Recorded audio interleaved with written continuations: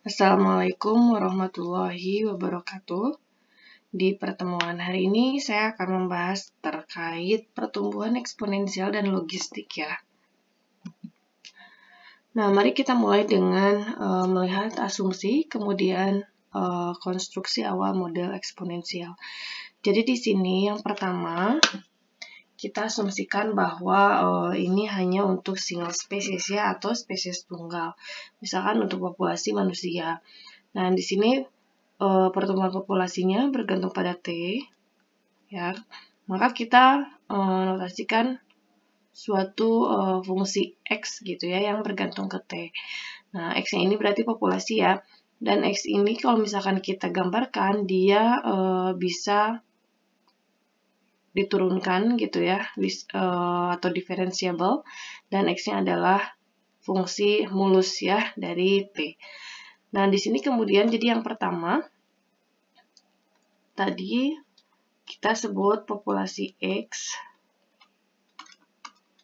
bergantung pada waktu ya. Bergantung waktu. Kita sebut sebagai XT. Nah, selanjutnya untuk paragraf kedua bahwa di sini kerapatannya dihitung kalau misalkan laju kelahiran, kematian, dan migrasinya diketahui. Nah, tapi di sini kita nyatakan bahwa populasinya tertutup. Populasi tertutup ya. Berarti dia tidak ada migrasi. Ya, baik yang migrasi masuk ataupun keluar. Ya, berarti kalau tertutup dia hanya dipengaruhi oleh kelahiran murni gitu ya, murni dipengaruhi oleh kelahiran dan kematian. Nah, sehingga kalau misalkan populasinya tumbuh, kira-kira gimana? Kalau populasinya tumbuh atau berkembang, berarti kan kelahirannya, kalau misalkan ini saya nyatakan sebagai B, ini saya nyatakan sebagai D gitu ya, dari birth and death. Ini berarti B-nya harus lebih dari death gitu ya.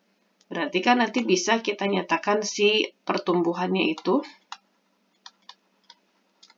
ya sama dengan B min D ya. Atau ini konstanta ya, lebih tepatnya ini, atau laju konstanta pertumbuhan. Gitu ya. Nah, selanjutnya ini kalau misalkan dibuat dibuat misalkan terhadap waktu, berarti kan nanti ada waktunya kita maju ya. Jadi yang awal, ini misalkan T awal, kita nyatakan sebagai T0, kemudian nanti T berikutnya, itu kan pasti ada ini ya, ada penambahan ya, berarti T0 misalkan ditambah sesuatunya itu H, misalkan jadi dari atau ini bisa kita sebut sebagai T1. Berarti kalau misalkan kita dibuat garis bilangan, di sini ada T0, di sini ada T1, kemudian di sini ada rentang waktu ya sebesar H. Nah, maka di sini kita nyatakan bahwa pertumbuhan populasi itu sebetulnya berarti kan kita melihat dari rentang waktu XT ke rentang waktu X T plus H gitu ya. Nah, tadi kita sudah menyinggung bahwa di sana ada kelahiran dan ada kematian. Jadi di sini kalau kita lihat lambangnya ya, tadi H itu interval ya atau durasi. Oke. Tadi oke.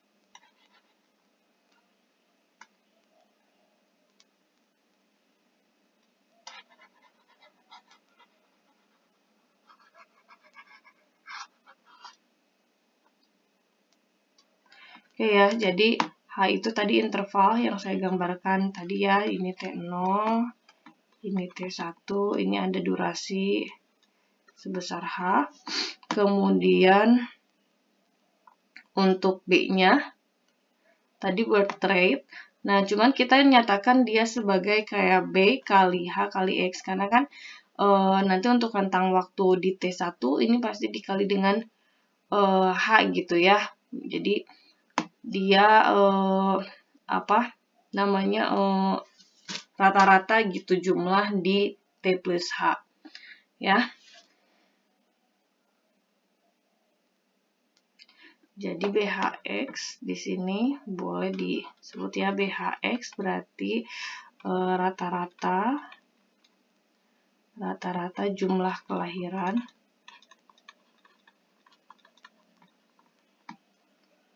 dari T ke T1 atau dari T0 ya. Gitu. Nah, sekarang untuk kematiannya kita nyatakan mu. Jadi misalkan ada mu HX ya. Nah, mu HX juga sama. Jadi dia rata-rata jumlah kematian dari T0 ke T1. Begitu ya. Nah, ini kan berarti kalau misalkan rentang waktunya atau ini jumlah populasinya dalam rentang waktu tertentu ini bisa kita gambarkan seperti ini kan. Jadi yang ini adalah populasi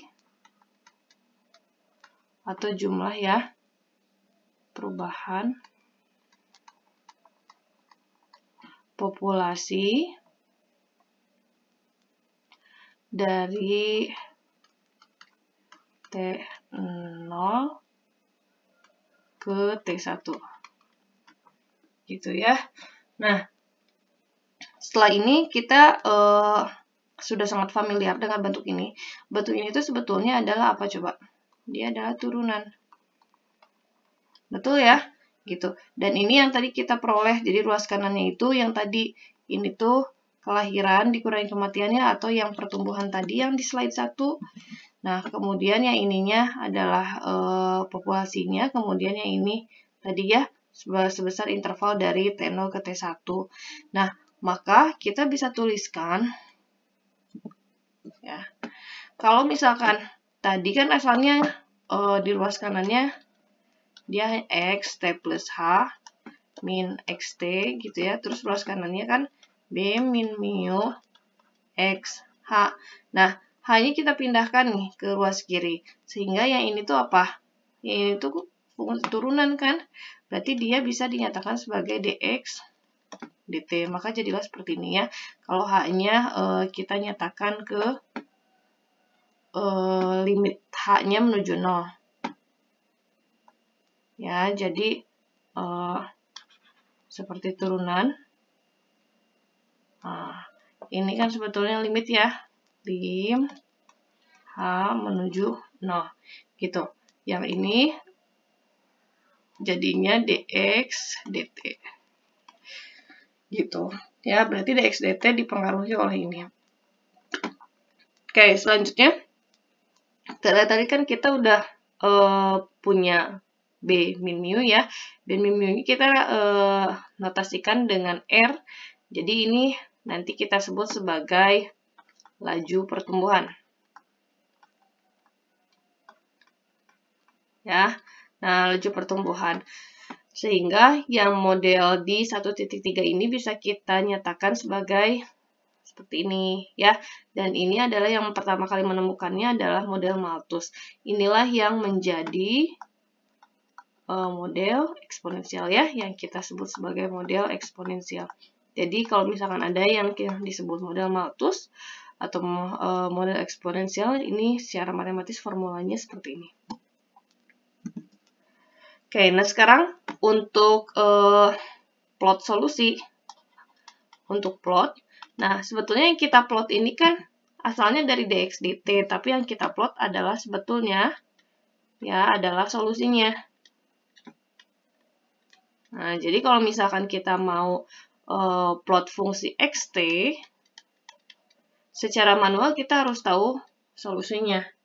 Gitu ya. Jadi tadi karena misalkan dx dt sama dengan rx, maka dengan separasi variabel ya kita cari solusi dari model berikut ya. Berarti kan ini langsung dx, ini x-nya kita kumpulkan di ruas kiri, ya ini jadi r dt. Kemudian kita integralkan kedua ruas ya. Yang ini jadi 1/x, ya ini jadi rt plus c. Ini juga sebetulnya plus c ya, karena dia tak tentu. Oke, setelah ini yang kita lakukan apa? Yang kita lakukan adalah eksponenkan gitu ya, eksponenkan. Sorry. Ini tadi len ya.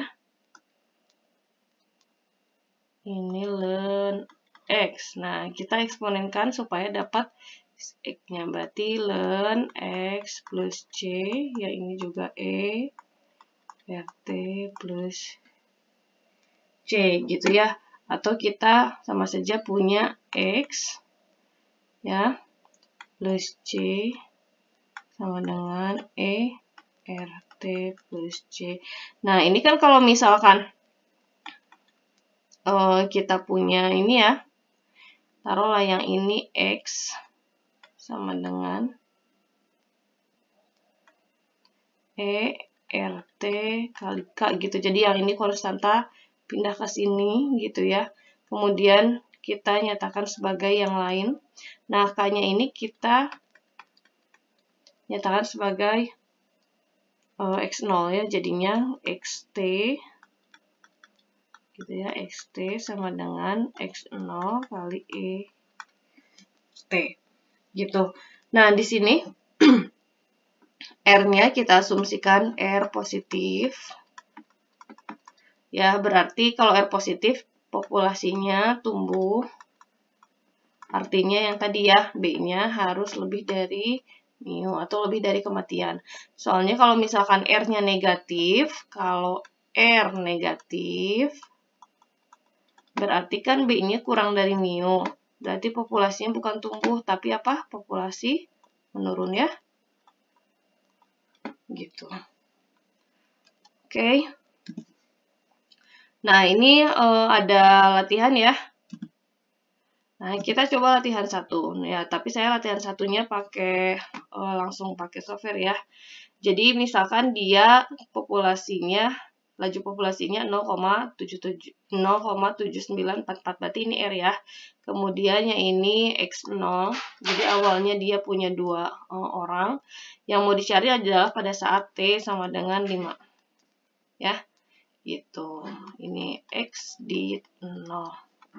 Nah, kalau secara manual kita substitusikan berarti X. Tadi kan XT sama dengan RT X0 gitu. Berarti kalau di X5 sama dengan 0,7944 kali 5 kali 2 gitu. Ya. Nah, ini hitung nih. Nah, kalau misalkan dengan Maple, ya ini dengan Maple. Kalian punya ini ya solusinya, kemudian substitusi tadi X0 dan R-nya terhadap Y. Nanti kan dapatnya kayak gini ya. Baru kalian evaluasi nilainya di sekian tuh berapa. Oh, ternyata 106. Gitu ya. Jadi sama aja kayak kalkulator. Lalu kita plot dari T0 sampai 5. Nah, ini kita lihat ya. Dia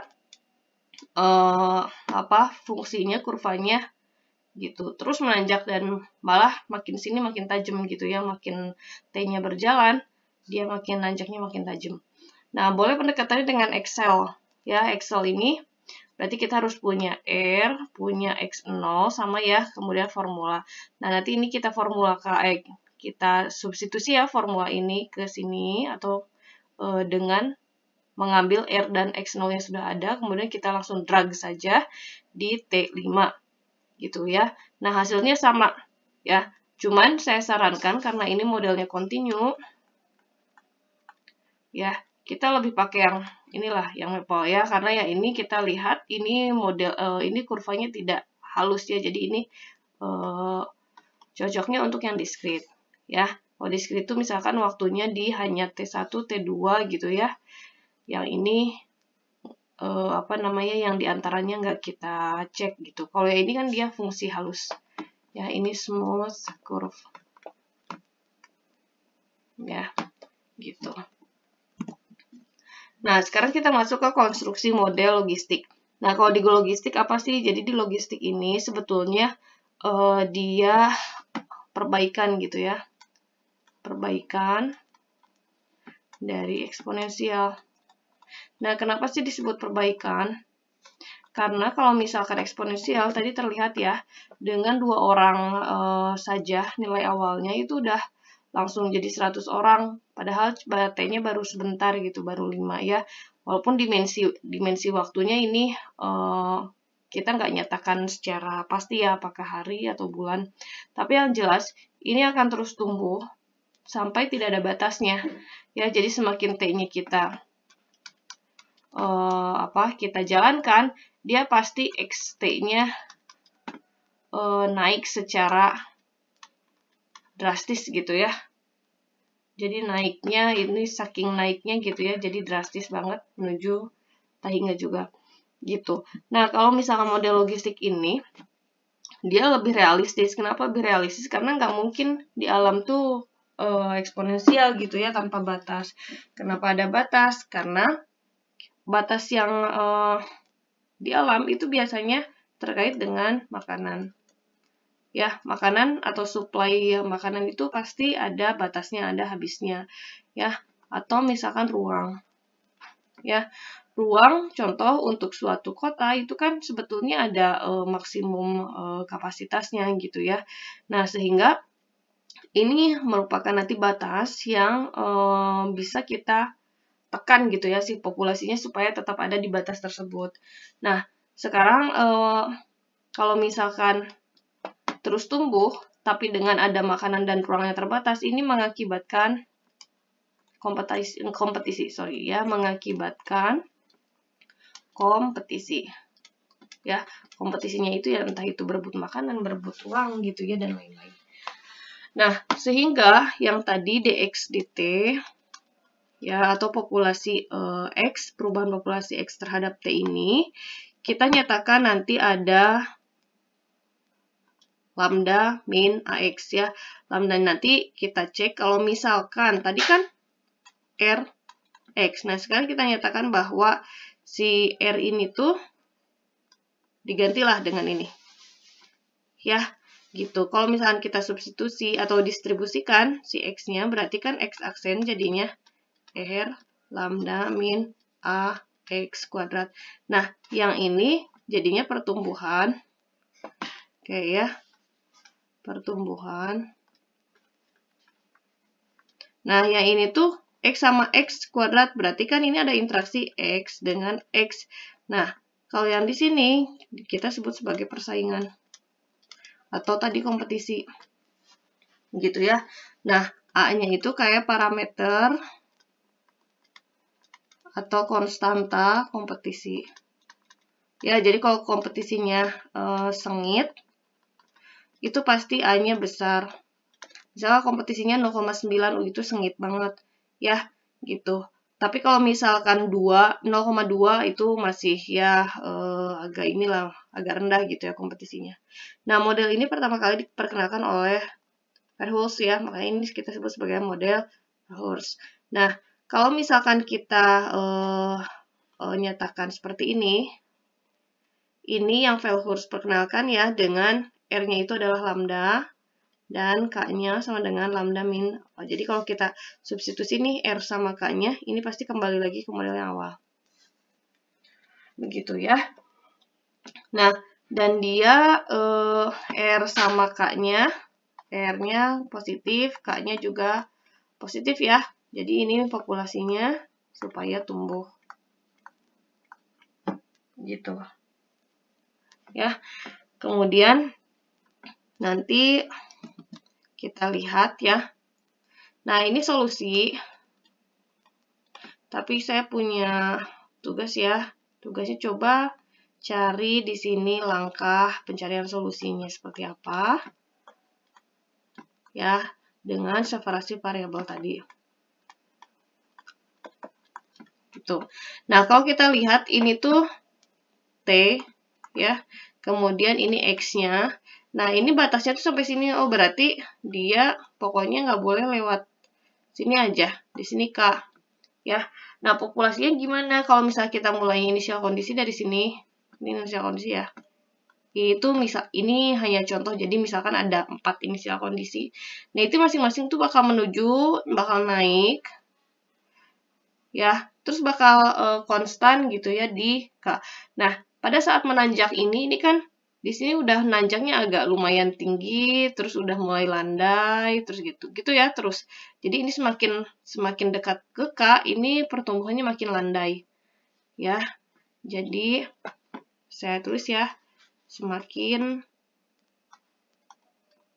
jika X gitu, jika X semakin dekat ke K, jadi pertumbuhannya melambat ya, melambat, atau grafiknya jadi landai, grafik melandai. Nah, kenapa? Karena kan di sini tuh masih jauh nih ke K, masih jauh ke kondisi maksimum gitu ya, kondisi yang tadi yang makanan, yang ruang udara dan lain-lain. Ini masih jauh, dia masih berusaha untuk mengejar. Kemudian kayak di sini tuh di titik sini misalkan ya, dia tuh udah semakin tipis persediaannya ya, makanya dia udah mulai nih di sini tuh melambat gitu ya, dan udah mulai persaingannya tinggi. Jadi kalau misalnya di sini persaingannya rendah, di sini nih kayak persaingannya masih rendah, di sini persaingannya tinggi gitu ya, karena semakin dekat ke K. Nah, sekarang boleh nggak kita inisial kondisinya di atas K? Boleh-boleh aja, tapi seiring berjalannya waktu dia akan ditarik ke K. Sama aja. Ya. Jadi akan ditarik ke K. Kenapa? Karena kalau di sini dia kebalikan, dia persaingan tinggi nih di sini. Dia persaingan tinggi. Ya, karena berebut kan. Berebut makanan, misalnya berebut ruang gitu ya. Persaingannya tinggi. Nah, makin ke sini kan makin banyak yang tereliminasi tuh karena kompetisi tadi. Nah, ke sini tuh berarti udah orang-orang yang menang gitu, orang-orang yang kuat gitu lah istilahnya ya, yang bisa mencapai ke K ini gitu. Oke ya. Tadi K-nya belum saya kenalkan ya. K ini adalah carrying capacity. Dan K-nya kita sebut sebagai carrying capacity ya. Jadi ini tuh adalah ukuran yang tersedia, jadi ukuran sumber daya yang tersedia gitu ya untuk mendukung kehidupan tadi ya si X populasi. Jadi boleh kita sebut sebagai daya apa? Daya dukung lah ya. Daya dukung itu sumber daya ya. Gitu. Nah, contohnya ini ada sensus data untuk Amerika. Fungsinya katanya memenuhi fungsi berikut. Nah, kalau misalkan kita lihat fungsi ini tuh, ya, di sini kan kayaknya kita punyanya solusinya kayak gini ya. Tapi ini kenapa kok ada satu gitu? Jadi ini semua ruas kita bagi dengan X. Jadi yang ini dibagi X, ini semuanya kita bagi dengan X0, X0 ya.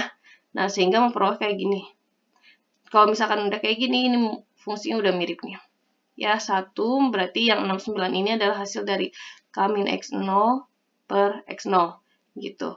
Ya. Nah, ini yang bulat ini, dia data real. Kalau yang garis, itu berarti kita plot dari fungsi ya, dari fungsi atau model. Gitu ya, dari solusi. Gitu. Nah, kita lihat ya, yang ini tuh dia naik, terus di sini udah kayak tinggi gitu. Ya, ini udah mulai mengejar tinggi, ini R-nya. tinggi. Nah, dari sini udah mulai melandai nih, udah mulai melengkung gini. Ya, nanti kira-kira kalau misalkan eksponensial, kalau misalkan logistik, dia pasti misalkan lama-lama dia terus landai, misalkan sampai kayak gini.